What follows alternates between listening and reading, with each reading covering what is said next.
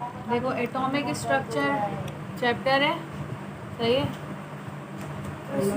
और सबसे पहले जो साइंटिस्ट आए थे ना, डेल्टन वगैरह आए थे, लेकिन आपके एसएलओज में नहीं है तो वो नहीं कर रहे। हम लोग डायरेक्ट स्टार्ट कर रहे हैं जे थॉमसन के एक्सपेरिमेंट से,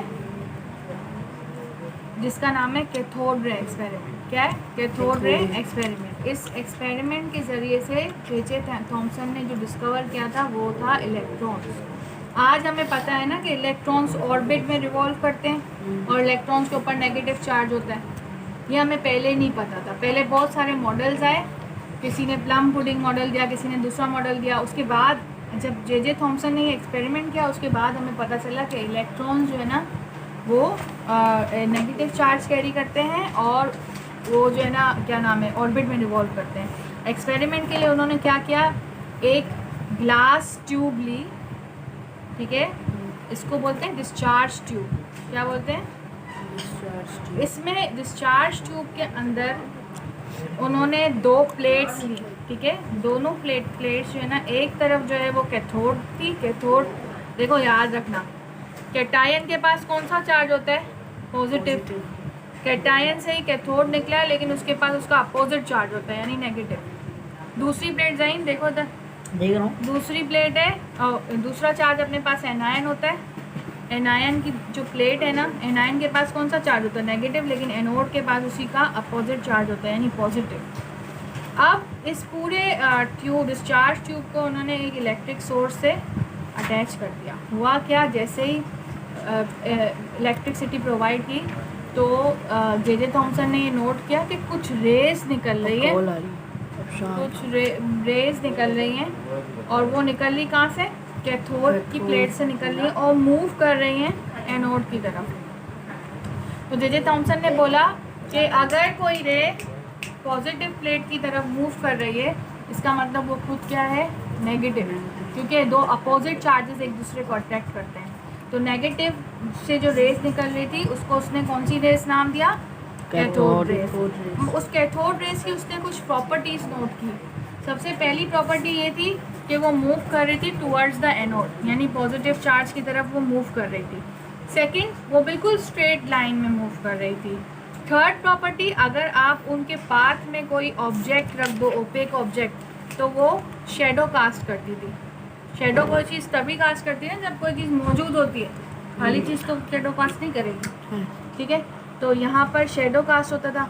और जैसे ही कि कोई कैथोड रे इस ट्यूब की वॉल से स्ट्राइक करता था तो फ्लोरेसेंस प्रोड्यूस होती थी। फ्लोरेसेंस एक किस्म की लाइट होती है, ठीक है, जो कभी कभी अंधेरे में भी आपको घड़ी में नहीं वो नज़र आ रही होती, ग्रीन लाइट, उसको बोलते हैं फ्लोरेसेंट लाइट। तो यहाँ पर जो है ना हम प्रॉपर्टीज़ पढ़ लेते हैं, जिसकी मेन प्रॉपर्टीज़ थी। देखो ये डिस्चार्ज ट्यूब है, सही है, अपने पास ये एनोड है, ये कैथोड है, इस तरफ इन लोगों ने एनोड रखा है, कैथोड रखा है, ये बैटरी सोर्स है, ठीक है। जो लाइन है वो बिल्कुल स्ट्रेट जा रही है। प्रॉपर्टीज़ क्या है? They cast shadows of objects placed in their path. क्या करती हैं? शेडो कास्ट करती हैं, ठीक है। दूसरा, these rays cause materials to produce in fluorescence. जब भी वो वॉल से स्ट्राइक करती हैं तो क्या प्रोड्यूस करती हैं? फ्लोरेसेंस, ठीक है। उनका चार्ज टू मास रेशियो उसने कैलकुलेट किया था थॉमसन ने, तो वो 1.75 इंटू 10 की पावर 8 था, सही है। उसके अलावा क्योंकि वो मूव कर रही है और कोई भी चीज़ मूव करती है तो उसके अंदर क्या होती है? काइनेटिक एनर्जी होती है। तो ये 4 से 5 पॉइंट है जो बता रहे। तो अब उन्होंने बोला जो नेगेटिवली चार्ज पार्टिकल है उसको हम इलेक्ट्रॉन बोलते हैं। ऐसा ही सिमिलर एक्सपेरिमेंट गोल्डस्टाइन ने परफॉर्म किया। गोल्डस्टाइन जो साइंटिस्ट था ना, उसका हाथ था प्रोटॉन की डिस्कवरी में, और प्रोटॉन के पास कौन सा चार्ज होता है? पॉजिटिव। जे थॉमसन ने इलेक्ट्रॉन डिस्कवर किया, उसका नेगेटिव चार्ज होता है।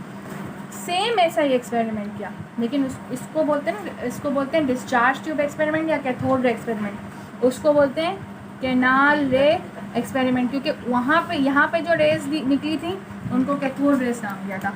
लेकिन इस एक्सपेरिमेंट में भी एक डिस्चार्ज ट्यूब ही ली थी, लेकिन यहाँ पे क्या हो रहा था कि जो लाइट रेज है वो कैथोड से नहीं निकल रही थी, बैटरी सोर्स यहाँ पे भी थी। यहाँ पर क्या है?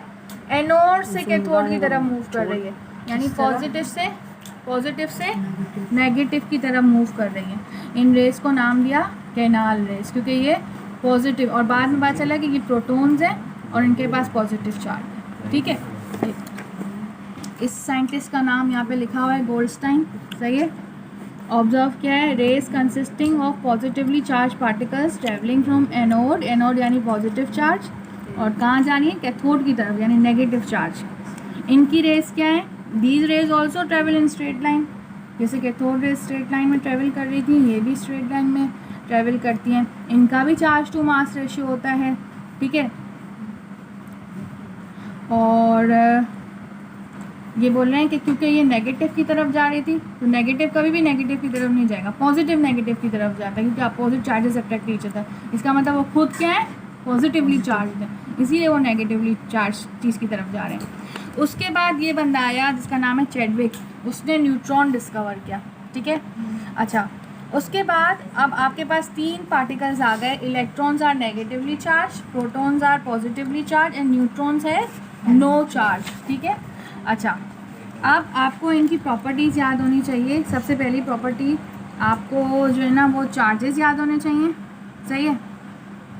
अगर आप इलेक्ट्रॉन को और प्रोटॉन को देखो तो उनका चार्ज सेम है, 1.602 इंटू 10⁻⁻19 कूलम, सही है। अच्छा, और सबसे हैवियर कौन है, न्यूट्रॉन का मास है 1.76 इंटू 10⁻⁻27।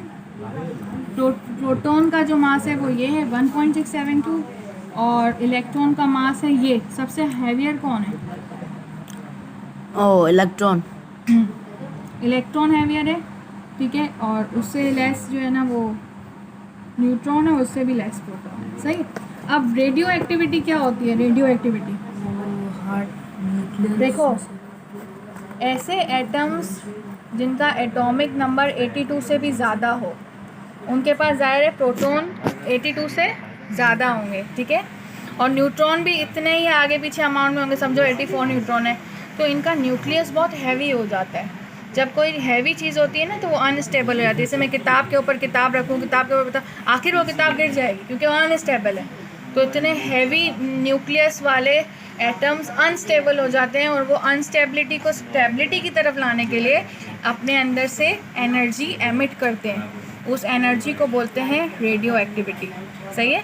तो रेडियो एक्टिविटी की डेफिनेशन कैसे हो सकती है, the property of an atom, ठीक है, in which it releases energy from its nucleus because of instability, ठीक है। अगर हम यहाँ पे पढ़ें तो radio activity is the spontaneous, spontaneous मतलब खुद ब खुद, डिसइंटीग्रेशन मतलब टूट जाना, of nucleus of an atom. Nucleus क्यों टूट गया, क्योंकि उसके अंदर बहुत हैवी मास था प्रोटॉन और न्यूक्लियस का, जिसकी वजह से जो है रेडियो एक्टिविटी निकली थी। अब ये रेडियो एक्टिविटी 3 टाइप की रेज होती हैं, जिसको हम अल्फा रेस, बीटा रेस और गैमा रेस कहते हैं, ठीक है।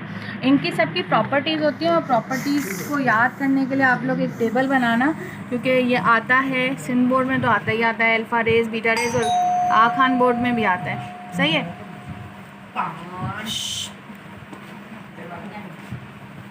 अल्फ़ा रेस क्या है, alpha rays positively charge particles होते हैं, ठीक है। Beta rays negatively charge particles होते हैं, और गैमा रेस जो है ना वो न्यूट्रल पार्टिकल्स